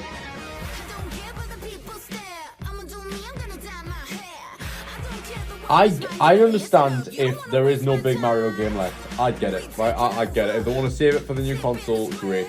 But there needs to be one big game. I will accept this as a okay to decent direct if Metroid Prime 4 comes in now. And it could be an amazing announcement. Overall, the direct's been alright. If that is the case. But no, it's they need to bring down the gauntlet with one last game. And if there is going to be one last big game of the Nintendo Switch era, I think it should be Metroid Prime 4. If I was in charge anyway, I'd say just the narrative of the Switch's lifespan, like it's that one game that everyone's had on their mind. It's just it was going to come at some point, and it seems like a really fitting way to end. Really bring it home with a Metroid Prime 4 and then start marketing the sequel console. A new LEGO adventure is on the horizon. Yep, this is old news. It's the world of Horizon in Lego form. Join Machine Hunter Aloy on a Cool. quest to save the world from an ancient evil. Journey through lush landscapes. Dive deep into the cauldrons. Climb up onto tall necks and traverse. That really, other it really locations does look inspired beautiful though. by the That looks like a original really, game. really well designed game. Just the Swarms do of you know what it machines are is? lurking There's everywhere. just such detail on the floor. I don't think there used to be in Lego games. That seems like an enormous amount of detail on the floor there. I love it. From the nimble watchers to mighty sawtooths. Oh, it's hard to sell games now, you know. It really is. They're all so well designed.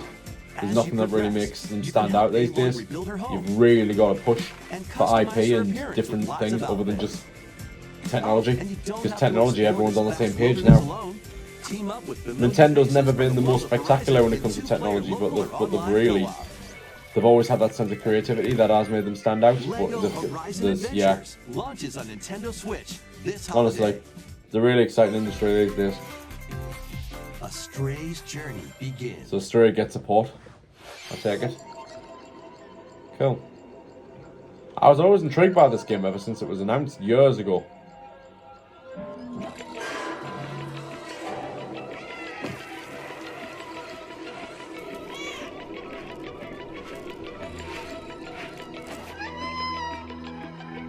Huh. Experience a decaying cyber city through the eyes of a cat separated from their family and friends. Explore alongside a drone known as B-12 to find your way home. This is such a good idea for a game, you know, it really is. I know this is hardly original, like this was so long ago when the original came out. But man, this is just really good. I think it's been out like 4 years, this game. 3.5 at this time recording. Not everyone is excited to have you slinking around, including hordes of hostile creatures ready to swarm. Keep exploring to venture into more Cool. areas of this unfamiliar world and make your way back to safety. Stray finds its way onto Nintendo Switch this holiday. Getting a lot of Blade Runner vibes. Welcome home, Hobbit. Oh wow. If you've ever wanted to live like a hobbit from the Lord of the Rings, now a leisurely existence. So Animal Crossing for Lord of the Rings, that's actually really, that's a decent can idea. be yours. Customize your appearance. See, I get Lord of the Rings, the Decorate bigger your IP, home but and I'm settle looking into at this and I life in the can't Shire. not see As Smurf a Village. newcomer to the little I haven feel of like this is, Bywater, it's you'll dying befriend your for a neighbors, Smurfs game. work I know they're together doing the to whole solve Smurfs problems, party line at the and minute even with share a different meal. consoles. Or three. But I think this, it's Explore, just demanding of a Smurfs game. fish, forage, and And I would play that. And I'd play that. I'd Hobbit happily play that community like is by hosting a little dinner kid. party with your homemade Honestly, dishes. I'd really enjoy Smurfs Plus, game, a proper you can one. trade with your neighbors for unique Smurfs Village on decorations or mobile when I was special younger was ingredients great. for even tastier meals. Friendly hobbits and familiar faces await your arrival when Tales of the Shire launches on the Nintendo Switch system this holiday. Cute. Investigate, interrogate. What's this called? Ace checkmate. Attorney, is it? Phoenix something?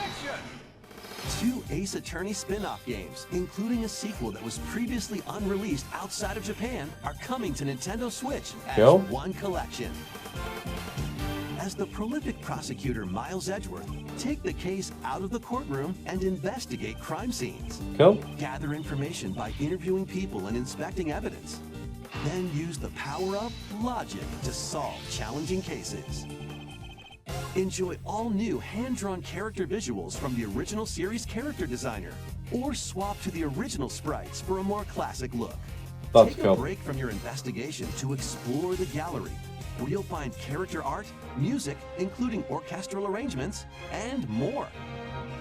Past and present collide as you uncover the truth at any cost. Ace Attorney Investigations Collection launches on Nintendo Switch September 6th. Pre-orders begin later today on Nintendo eShop.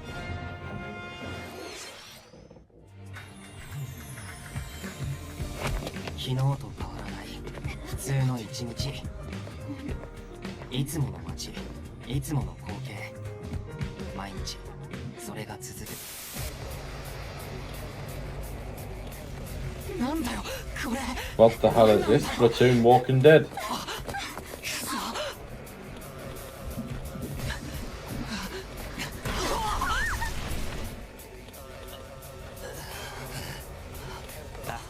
devastating attack by unknown assailants, Takumi Samino's life gets turned upside down. A mysterious school mascot suddenly appears. What the hell is this? Takumi manages to get out of harm's way. He's then forced to enroll at the Last Defense Academy, along with 15 other students.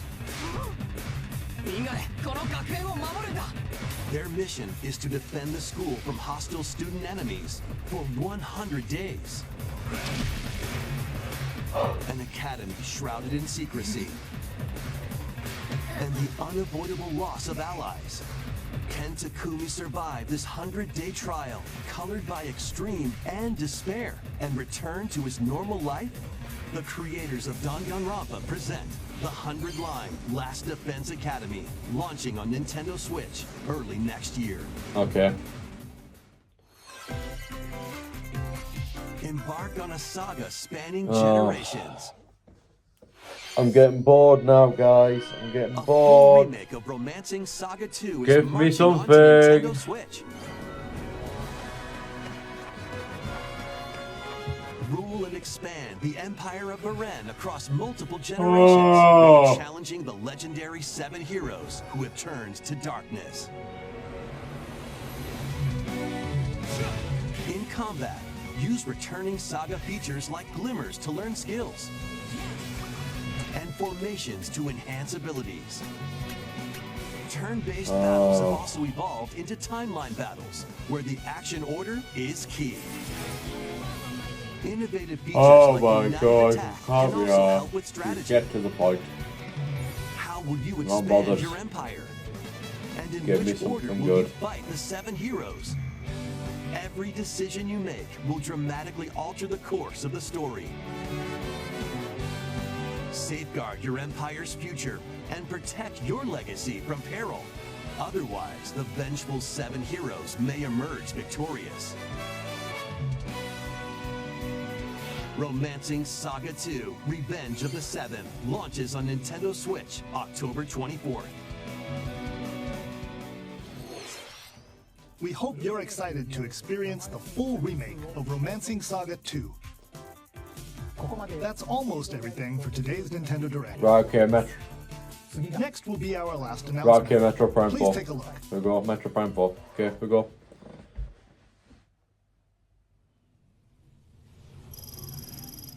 Yeah. Yeah. Called it. Now blow me away.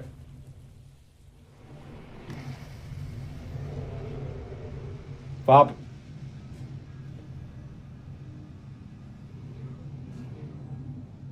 This is the reveal.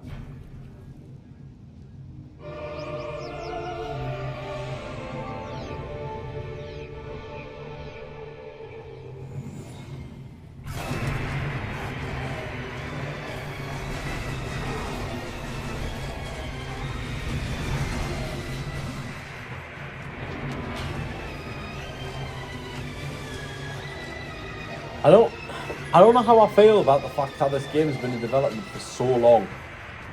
I don't know how I feel, I'll be honest, because I don't know. I expected something to look incredible, at that level of grandeur about it. Because I swear to God, like Mario, yeah, you could argue the same Mario, but I swear these days, Zelda's the only franchise that Nintendo truly treats with a level of like prestige. Mario's kind of up there, but I don't know.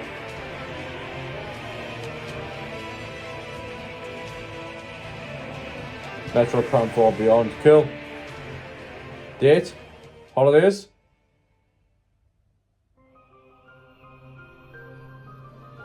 Because there's going to be post-credits soon, and then I think it'll be Christmas, honestly.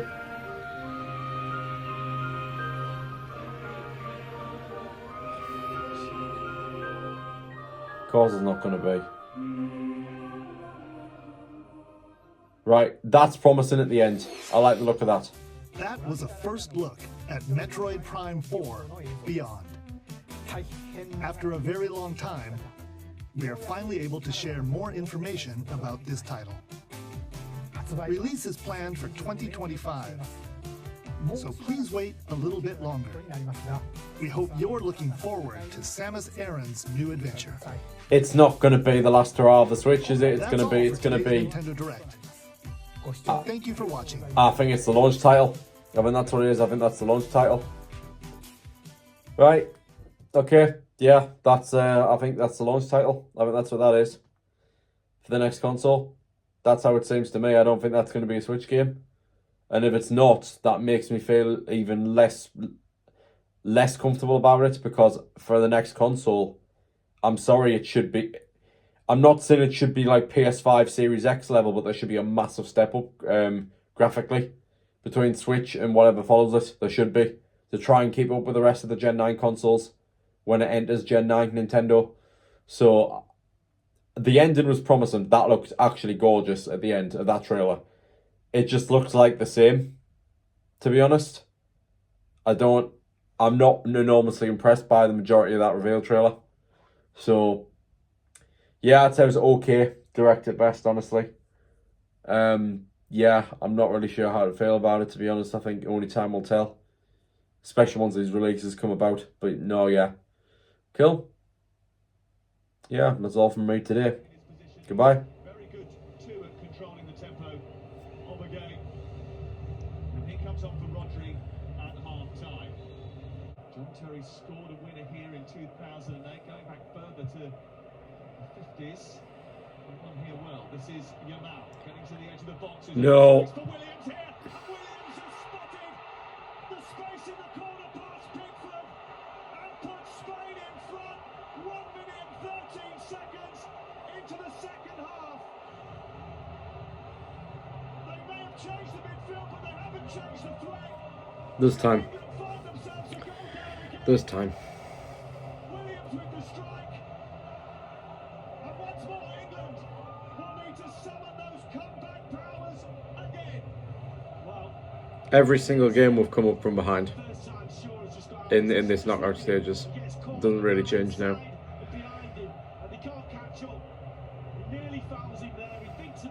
See, I thought this is what the scoreline was going to look like before half-time. Okay, alright. Well, I'd rather happening earlier than later. Or is this going to be another like stupid Saka retaliation? The boring thing would be to hold on to that goal now for 45 minutes. That would be the boring way to lose it. The thing is, right, I was saying this the last few days to people I know. To me, this is the end of Southgate's story. This year I've reviewed Dear England, the play, and I think I've heard somewhere that they're going to rewrite the ending based on the result in this tournament, especially if it's a win.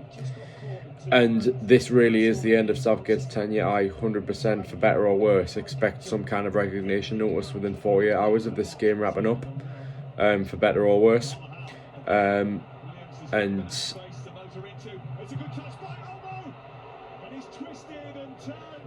that was nearly 2. Anyway, they're going to rewrite this ending, and this is the ending. Last time it felt like it was right in our hands. It was Wembley, it was a home crowd, and it felt like this was the time to win it, and we didn't. We were a few kicks away from winning it, and I got that on record as well. And this is snuck up on us through just sheer grit and luck, and really not an awful lot of quality over the last month. This really seems completely, and our side of the draw even was handed to us on a silver platter. This here to me seems like our night, and it did seem like our night, and still does to me, to be honest with you. I still think we've got it in us to do this, but we have now 40 minutes to do it.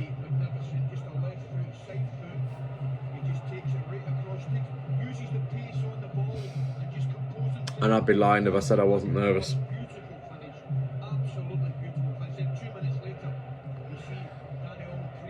Because the legacy is going to be one of two things. It's either going to be a manager and team who came so close yet so far, or one who delivered. and actually did it. And we've come so close to the point where it's actually now taking the piss. It's 2 finals now in his tenure.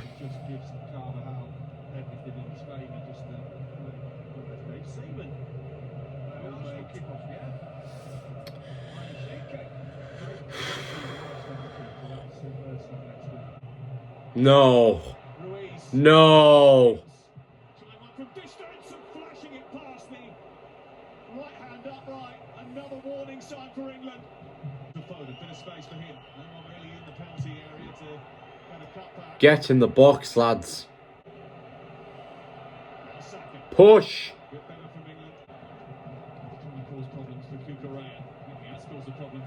Oh, nice. Yes!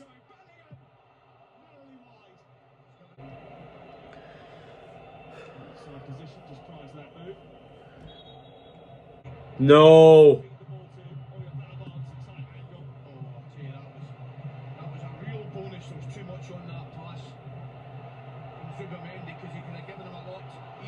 Saka's onside here, charging at the ball. Bukayo Saka feeding Bellingham, touching it back. Yes! Come on!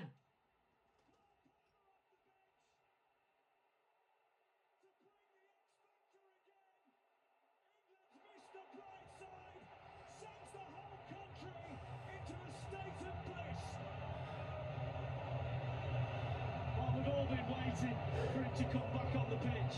He's an absolute joy to watch. Just the calmness. We talk about passing the ball into the... This is the epitome of that. Just wandering, edge. Playing field is levelled. 50-50 chance remains. That's all I care about. That's the way I'm saying this. Every single time it's equal score or it's 0-0 or whatever it is, the playing field is equalled. Because I'll be honest, this fucking team is going to give me a heart attack until the final whistle. Whether it be pens or whatever it be. So I don't think there's going to be a winner here. Until like the last practical moment where someone in the English crowd is going to die. Right? Of nerves. So, you know, I think it's going to... I just think there's... As long as the playing field is levelled, I'm relaxed. Equilibrium until it's broken. And when it finally does break and break all too late, I hope we're the ones that come out on top. Because just something tells me here this is not going to go to the end. I don't think it's going to pens. And I honestly, I'm not too sure it's going to go to extra time either. I think there is going to be a full-time winner here. And I had no idea. And not at this point. Takes on Kukurea. It's a low cross which is cleared away by Laporte. Listen to this crowd. The noise has gone through the roof. Pickford is playing conductor. As per usual, Pickford's playing conductor. Yeah, he is.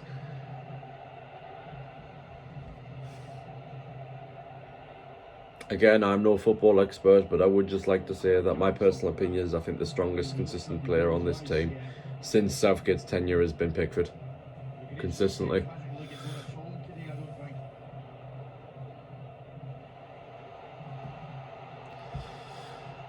Come on. I just...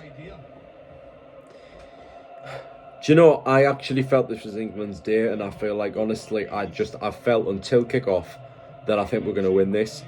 But these, there's nothing, maybe it's just the home country vibe about it, but I just think England specifically, there is nothing quite like watching an England game, like a high-profile England game, especially knockout football. The twists and turns, it never stops, and I'm now in a position where I don't have a clue. I don't know how this is going to go, but this is the end of the story, so I feel like regardless of the result, I feel like I'm genuinely witnessing history. I'm witnessing the end of an era, because I think this is the end of Southgate England tonight. Win or lose.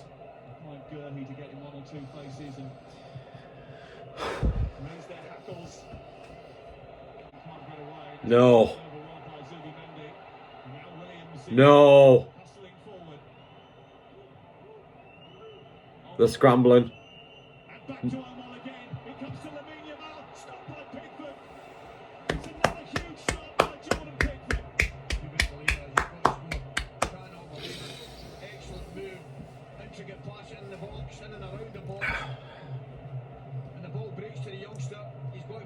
He has to be one of the best goalkeepers in the world. He has to be.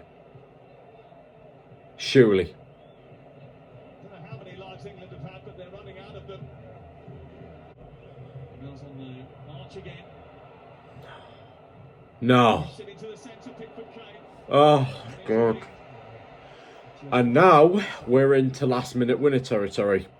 So if one of them score now, yeah, I think it's going to be, yeah, I don't think there's going to be a recovery. If once it's, now we're in one of the other territory now. If one of them score in the next 5 minutes plus extra time. Now it's our game to win. If we can get it in the next 5 minutes, I think we might have done it. If they get it in the next 5 minutes, I think they might have done it.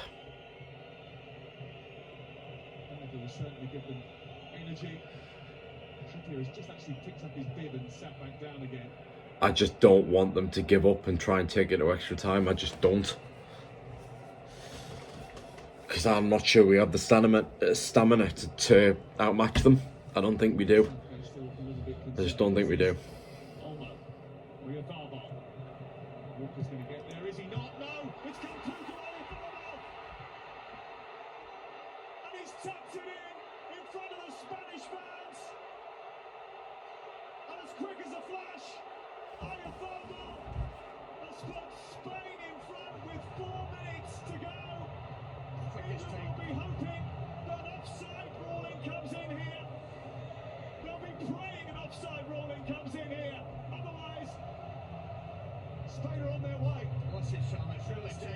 Yeah, my first instinct was it was just off. Time will tell. Let's talk about the goal. A beautiful move down the left-hand side from Spain. A fantastic delivery and a wonderful, wonderful first touch finish. Yes, as the ball came in, my first thought was he's off. Please be off. Please go ahead of the defender. Perfectly placed. Oh, it looks like he's on. He's just on. Looks like he's just on. But what a pass from Cooper there, just into an area. Oh, just into an area for a forward to attack. Get across your defender. You get to the goalkeeper's got to come up himself. It's a beautiful finish. It's very, very close. But what a lovely, well-worked goal.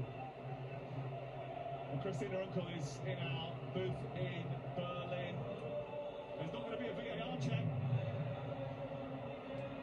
Some animated offside technology will be implemented here to see whether or not how tight it is. If it is, it's going to be one of those that people dislike, the toenail offside. But as they review it, the technology is incredibly accurate and will confirm it is.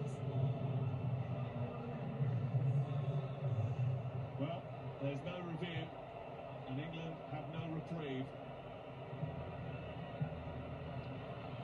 Ivan Toney prepares to come into the final few seconds of this. Come on, lads. Come on. Here is Watkins trying to turn, just couldn't take it in. He's in as well. Oh, it's quite good as a shot. Brilliant ball into him, and he just gets away from him. That ball from Bellingham. Takes it on his left on the inside and swivels. He didn't really have control of it. He's just run away from him. That's exactly what happens in the half turn there. Just goes away and takes a heavy touch in his left foot. Anything in around his feet, he'll get a strike away in the league.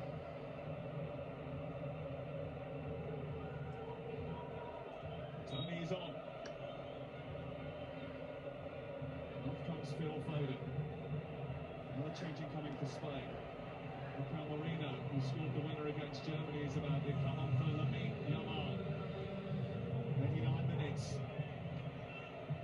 England down. Mere seconds now to save themselves again. They need a big intervention. They need one of their big players to come to the fore. Cole Palmer with a set piece.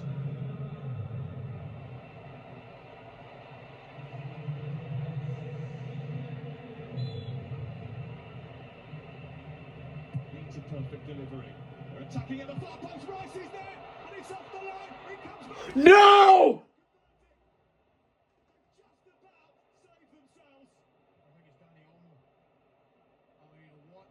Save this on the line. It is Danny Olmo from Margay. Declan Rice has 2 goes at it. Bounces to him and then he's just jumping at the last one. That's a comfortable save. This is brilliant from Danny Olmo. That saves a certain goal. And he just can't get enough inches rising up and redirect that final header. Dear me. All those behind the goal. Harry Kane on the bench feeling the pain. How did it not go in? That's what he's there for. 4 minutes. Goal at all costs. 4 minutes, guys. 4 minutes. A goal required. An onslaught needed.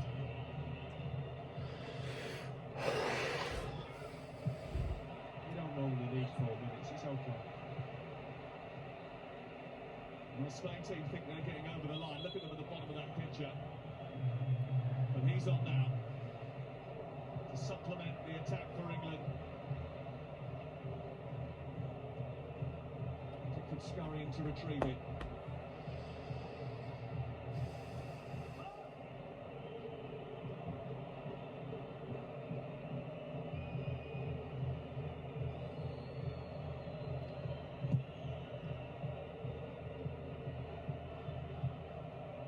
He's there by Laporte. Saka will get there. Watkins foul on the edge of the box. Nacho's gone down. That's clever. That's clever. I'm not sure there's a lot of contact. We'll see in a minute, but there's no way that he's not been down after that because he sees the challenge come across. There might be the slightest of touches leave, but he's not that hurt, you know. And it is a free kick.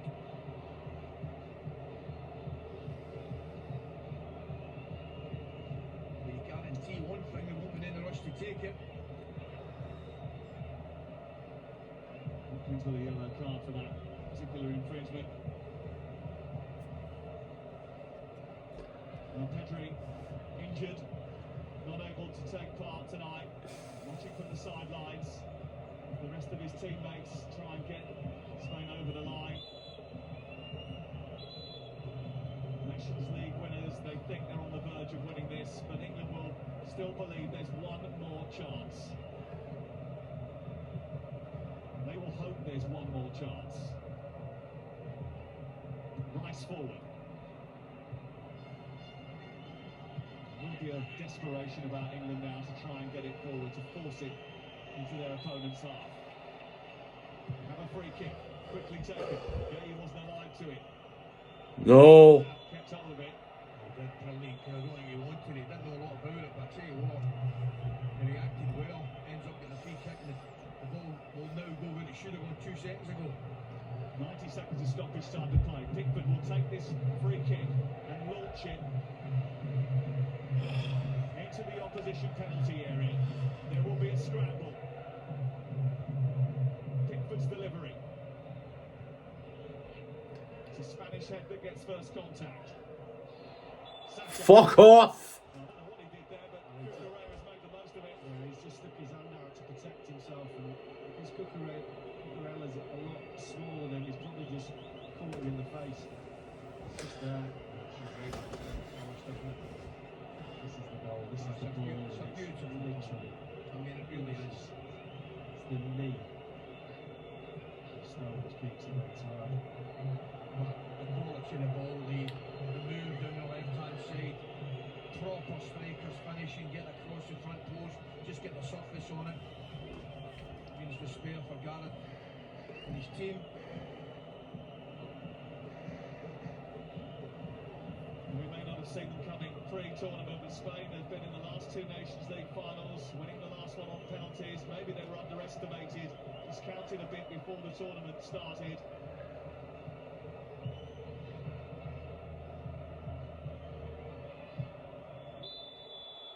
Fowler's got it, but this time he is offside. England do have it again.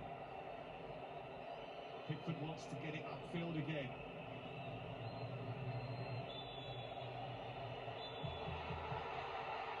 Spain are European champions, and in the end, the best team probably won it. But how many times is your heart gonna break? Sometimes a picture can say more than 1,000 words. And the look on Gareth Southgate's face tells it all. 58 years of hurt. It never stops you dreaming, but you just have to wonder whether those dreams will ever come true. Spain have been the best team in the tournament and they have won the tournament. But England kept it close. They have pipped England at the post. England struggled to remember their lines early on, but slowly they found their role at this European Championship. But tonight they're just a supporting cast again. The first team to lose back-to-back European Championship finals. The centre stage belongs to Spain. They are European champions. Yeah, you've got to feel for them. There's some broken hearts out there. There's some broken hearts in the stadium as well. You're right, Sam. The best team did win the tournament. The best team probably won tonight. They spluttered tonight, England. In and out of the game. Didn't really have total control of anything, any part of it. Spain were just too good for them in the end. And it is disappointment. Certainly for the team, but for Gareth, if this is to be the end, then what a sad way to go out. It was meant to be a lot different than this. Yeah, congratulations to Spain, guys. 7 wins in a row in the tournament tells you all you need to know. Deserved champions. Nothing in the first half at all. But for me, they were slightly better second half and deserved their victory. 3 classic finishes, I've got to say. I loved every one of the goals we saw. Particularly the winner from Spain, the move down the left-hand side, the cross, the run from a striker getting across the front post, a good finish. England had a good tournament, there's no doubt about it. But the best team in the tournament won the tournament. History has been written in Berlin, but it's not how Gareth Southgate wanted this chapter to end. And England's search for glory is becoming a never-ending story. It's finished in Berlin. Spain 2, England 1. Thank you, Sam, Lee and Ali, for all your great work throughout this European Championship. Congratulations to Spain, the first team to win the European title 4 times. Roy, let's be magnanimous. The best team, certainly the championship, have won. Did the better team win tonight?